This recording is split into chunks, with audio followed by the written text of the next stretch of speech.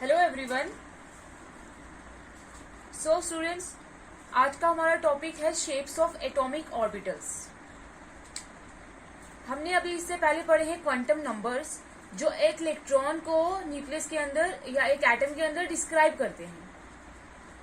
उसमें जो हमने देखा कि इलेक्ट्रॉन जो है जिसकी मैक्सिमम प्रोबेबिलिटी या मैक्सिमम पॉसिबिलिटी कहाँ है पाए जाने की, ऑर्बिटल्स में। तो हर एक ऑर्बिटल में कितने इलेक्ट्रॉन्स आ सकते हैं? 2 इलेक्ट्रॉन्स आ सकते हैं। अब हम इन एटॉमिक ऑर्बिटल्स की शेप्स देखेंगे कि एटॉमिक ऑर्बिटल्स की शेप कैसी होती है। इन शेप्स को हम बाउंड्री सरफेस डायग्राम्स भी बोलते हैं।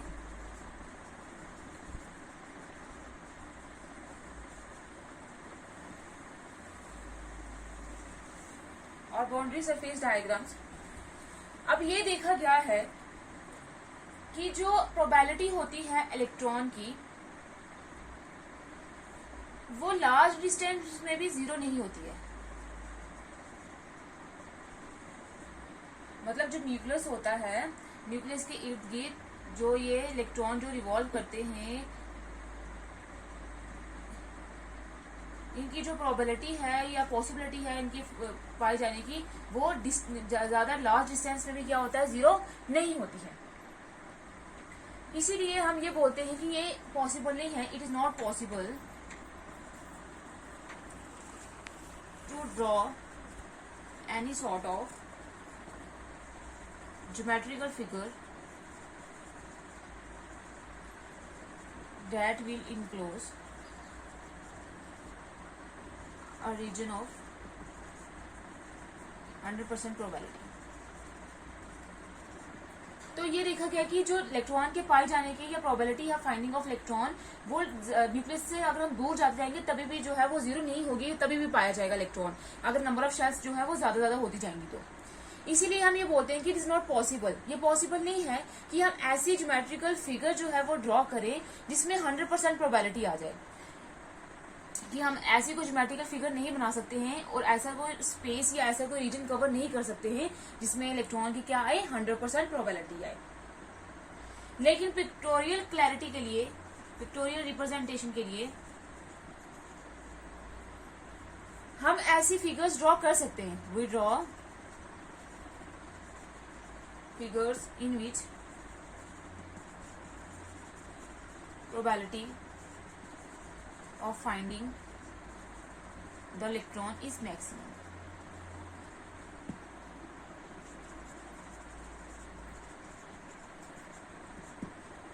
इसीलिए पिक्टोरियल क्लैरिटी के लिए हम क्या कर सकते हैं, ऐसी फिगर्स ड्रॉ कर सकते हैं जिसमें जो इलेक्ट्रॉन की प्रोबेबिलिटी होती है पाए जाने की, वो मैक्सिमम होगी। कितनी होगी? 100% पूरी नहीं होगी, क्योंकि 100% क्लैरिटी के साथ नहीं कर सकते, लेकिन इलेक्ट्रॉन के पाए जाने की पॉसिबिलिटी कितनी होगी उन फिगर्स में, उस रीजन में, उस स्पेस में 90 to 95%। तो द मोस्ट प्रोबेबल रीजन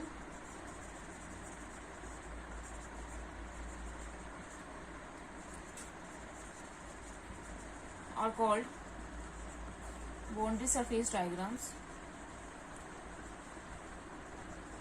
और ऑर्बिटल्स।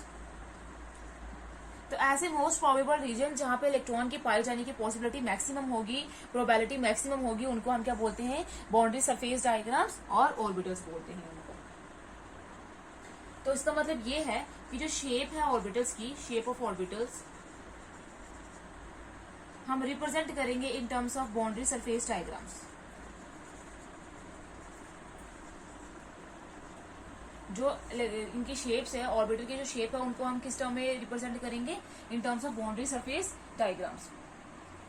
इसका मतलब ये है कि जो बाउंड्री सरफेस डायग्राम है वो क्या करेंगे, रिप्रेजेंट करेंगे ऐसा रीजन, ऐसे वॉल्यूम जहां पे क्या होगा, इलेक्ट्रॉन के पाए जाने की पॉसिबिलिटी क्या होगी, 90 to 95% होगी। मतलब जो बाउंड्री सरफेस डायग्राम से वो क्या करेंगे, वो ऐसे रीजन्स रिप्रेजेंट करेंगे जहां पे इलेक्ट्रॉन की पाए जाने की पॉसिबिलिटी क्या होगी, 90 to 95% होगी। इसका मतलब अगर हम वैसे देखें तो जो बाउंड्री सरफेस डायग्राम है वो ऐसे रीजन्स हैं या ऐसे रीजन्स हैं जहाँ पे मोस्ट प्रोबेबल रीजन है जहाँ पे इलेक्ट्रॉन पाए जाने की पॉसिबिलिटी क्या होगी, मैक्सिमम होगी। अब जब हमने स्ट्रक्चर देखा था, जब हमने ऑर्बिटल्स के बारे में डिस्कस किया था, जो हमें मैग्नेटिक क्वांटम नंबर बताता है, तो उसमें हमने देखा कि एस ऑर्बिटल होती है, एस सब शेल में एक ही ऑर्बिटल होती है जो एस ऑर्बिटल होती है। उसके बाद पी ऑर्बिटल होती है, फिर डी ऑर्बिटल होती है, और एफ ऑर्बिटल जो होती है उसकी हम जो शेप्स है वो ड्रॉ नहीं कर सकते हैं। तो हमें इन 3 ऑर्बिटल्स की क्या करनी है, शेप्स पढ़नी है। आज हम डिस्कस करेंगे shape of the S orbitals.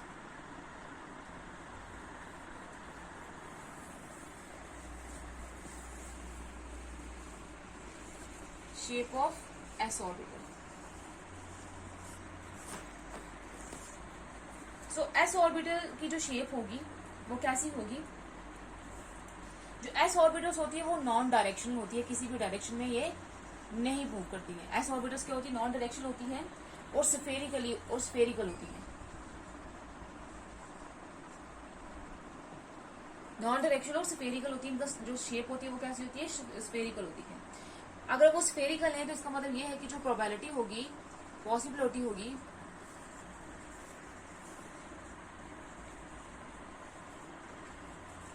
Is same in all direction at a particular distance from the nucleus.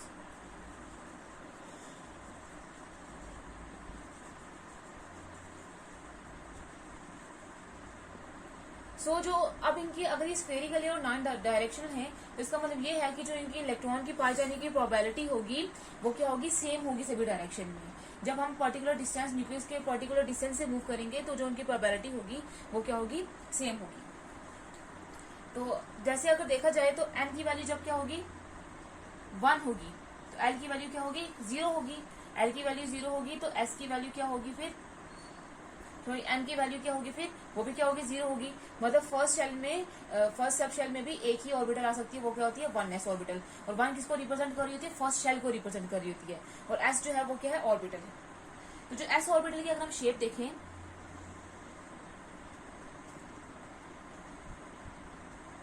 ये है 1s ऑर्बिटल।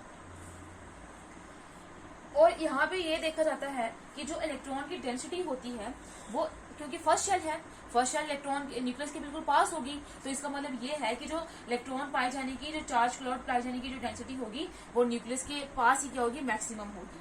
और ये डिक्रीज करेगी जैसे जैसे क्या होता जाएगा, न्यूक्लियस का जो डिस्टेंस है, जो इलेक्ट्रॉन का डिस्टेंस है, या फिर हम क्या बोलेंगे, जैसे जैसे न्यूक्लियस से डिस्टेंस इंक्रीज होता जाएगा वैसे वैसे इलेक्ट्रॉन के पाए जाने की प्रोबेबिलिटी क्या होगी। और ये एक बाउंड्री है, ये बाउंड्री का रिप्रेजेंट करिए कि इसी बाउंड्री के अंदर जो है इलेक्ट्रॉन के पाए जाने की पॉसिबिलिटी क्या है, मैक्सिमम है, 90 to 95% है।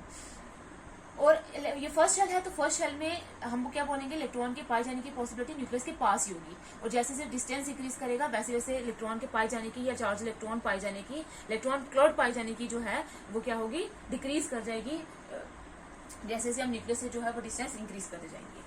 अगर हम 2s ऑर्बिटल देखें तो 2s ऑर्बिटल भी नॉन डायरेक्शन और स्फेरिकल है। और इस केस में भी क्या होगा, इलेक्ट्रॉन के पाए जाने की पॉसिबिलिटी सभी डायरेक्शंस में, चाहे वो एक्स डायरेक्शन होगी, चाहे वो वाई एक्सिस होगी, चाहे वो जेड एक्सिस होगी, सभी डायरेक्शन में पाए जाने की पॉसिबिलिटी क्या होगी, मैक्सिमम होगी। और ये जो प्रोबेबिलिटी है ये भी क्या होगी, जैसे जैसे न्यूक्लियस से डिस्टेंस इंक्रीज होता जाएगा वैसे वैसे क्या करती जाएगी, डिक्रीज करती जाएगी। क्योंकि अगर हम बात करते हैं नेक्स्ट क्या आ जाएगा, जब 2s ऑर्बिटल आएगी, 2s ऑर्बिटल कब आएगी, जब l की वैल्यू 1 होगी, जब l की वैल्यू 1 होगी तो m की वैल्यू क्या हो जाएगी, फिर -1 0 +1। l की वैल्यू 0 भी होगी और l की वैल्यू 1 भी होगी। जब l की वैल्यू 0 भी होगी और l की वैल्यू 1 भी होगी तो तब क्या होगा, जब l की वैल्यू 0 होगी तो सेकंड शेल में n जब 2 होगा तो तब यहाँ पे हम एस ऑर्बिटल को s से रिप्रेजेंट करेंगे और 2s लिख देंगे शेल को रिप्रेजेंट करने के लिए। तो जब 2s ऑर्बिटल, क्योंकि हम शेप जो है सिर्फ s ऑर्बिटल्स की देख रहे हैं, तो 2s ऑर्बिटल के केस में क्या होता है, इसमें भी जैसे जैसे न्यूक्लियस से डिस्टेंस इंक्रीज होता जाता है वैसे वैसे क्या होता जाता है, इलेक्ट्रॉन के पाए जाने की पॉसिबिलिटी डिक्रीज करती है। लेकिन जो क्या होता है, वॉल्यूम और साइज देखिए, वॉल्यूम और size of 2s orbital is larger than 1s orbital. लेकिन अगर हम कंपैरिजन देखें 1s ऑर्बिटल का, तो जो इसकी वॉल्यूम होगी 2s ऑर्बिटल की वो 1s ऑर्बिटल से क्या होगी, ज्यादा होगी। अब अगर इसकी हम शेप देखते हैं 2s ऑर्बिटल की,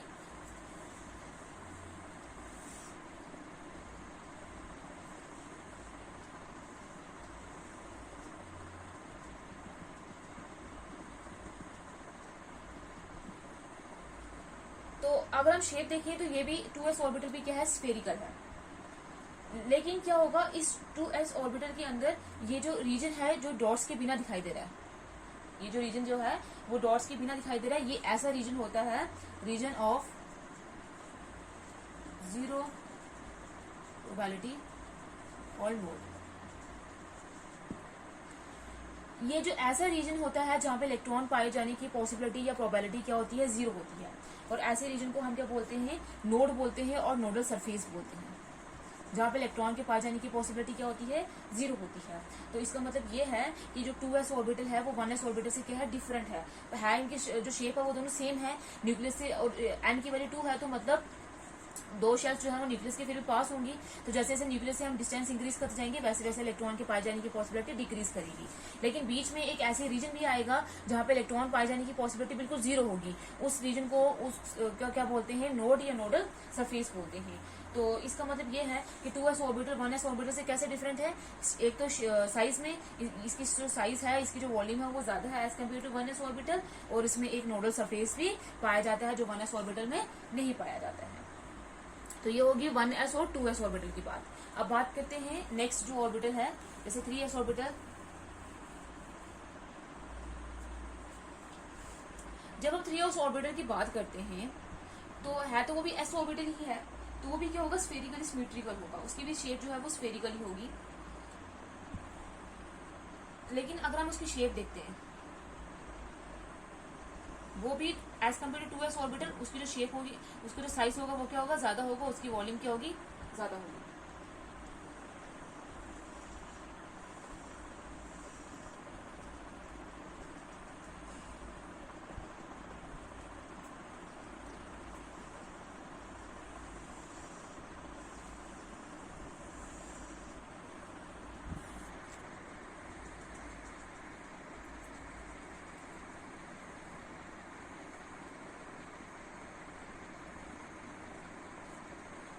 ये शेप 3s ऑर्बिटल की। अब इस 3s ऑर्बिटल में देखा जाए तो यहाँ पे जैसे जैसे न्यूक्लियस से डिस्टेंस इंक्रीज होता जाएगा वैसे वैसे इलेक्ट्रॉन के पास जाने की पॉसिबिलिटी डिक्रीज होती जाएगी। लेकिन यहाँ पे जो है ये हमें दो खाली स्पेसेस दिखाई दे रही है, इनको ये क्या है, नोड्स है, जहाँ पे इलेक्ट्रॉन पाए जाने की पॉसिबिलिटी क्या होगी, बिल्कुल जीरो होगी। और जैसे जैसे हम हाई s ऑर्बिटल तक जाते जाएंगे, शेप तो उनकी सेम रहेगी, स्फेरिकल रहेगी, लेकिन उनके जो नोडल सरफेस होंगे वो इंक्रीज करते जाएंगे। और किसी भी ऑर्बिटल में नोडल सरफेस जो है वो किस फॉर्मूले से होंगे, n-1। n क्या है, principal quantum number. 1s orbital में प्रिंसिपल क्वांटम नंबर 1 था, तो 1-1 कितने होंगे, 0, इसलिए उनमें 0 नोडल सरफेस थे। जब n की वैल्यू 2 होगी तो 2-1, जब हमने 2s ऑर्बिटल देखा है तो 2-1 क्या होगा, 1, तो इसका मतलब उसमें एक नोडल सरफेस था। लेकिन अब हम देखते हैं 3s ऑर्बिटल में जब n की वैल्यू क्या होगी, 3-1 कितने होंगे, 2, तो इसमें कितने होंगे, 2 नोड्स होंगे, 2 नोडल सरफेस होंगे। और जैसे जैसे अगर हम इंक्रीज करते जाएंगे, लार्जर s ऑर्बिटल तक जाते जाएंगे, वैसे वैसे नोडल सरफेसेस भी इंक्रीज करते जाएंगे, जो कि इस फॉर्मूले से दिए जाएंगे, n-1 फॉर्मूले से दिए जाएंगे। और n रिप्रेजेंट क्या कर रहे हैं यहाँ पे, प्रिंसिपल क्वांटम नंबर, या फिर हम इनको क्या बोलेंगे, इनर्जी शेल बोलेंगे। और ये जो s3s ऑर्बिटल की जो शेप है वो 2s ऑर्बिटल से कैसे अलग है, शेप दोनों की स्फेरिकल है, लेकिन साइज जो है वो इसका ज्यादा है as compare to 2s orbital, और दूसरा इसमें 2 नोडल सरफेस है। और ये देखा गया है कि जो साइज है s ऑर्बिटल की, साइज ऑफ s ऑर्बिटल वो इंक्रीज करेगी with increase in value of, जैसे जैसे शेल की वैल्यू इंक्रीज करती जाएगी वैसे वैसे क्या होती जाएगी, s ऑर्बिटल की जो साइज है वो भी क्या होता जाएगा, इंक्रीज होता जाएगा। जैसे 4s की जो साइज होगा वो मैक्सिमम होगा एज कम्पेयर टू 3s, फिर 3s का ज्यादा होगा एज कम्पेयर टू 2s, फिर 2s का ज्यादा होगा एज कम्पेयर टू 1s। और जैसे जैसे साइज इंक्रीज होता जाएगा वैसे वैसे इलेक्ट्रॉन जो है वो न्यूक्लियस से क्या होता जाएगा, दूर होता जाएगा, क्योंकि प्रिंसिपल क्वांटम नंबर इंक्रीज हो जाएगा, नंबर ऑफ शेल्स इंक्रीज हो जाएंगी, शेल्स इंक्रीज होती जाएंगी तो इलेक्ट्रॉन्स जो है वो न्यूक्लियस से दूर दूर पाए जाएंगे, दूर दूर होते जाएंगे। तो ये था शेप किसकी, s ऑर्बिटल की। s ऑर्बिटल की जो शेप होती है वो स्फेरिकल होती है। इसमें हमने नोड्स का भी कंसेप्ट पढ़ा, जैसे जैसे डिस्टेंस इंक्रीज होता जाएगा वैसे वैसे इलेक्ट्रॉन जो है वो न्यूक्लियस से दूर होता जाएगा।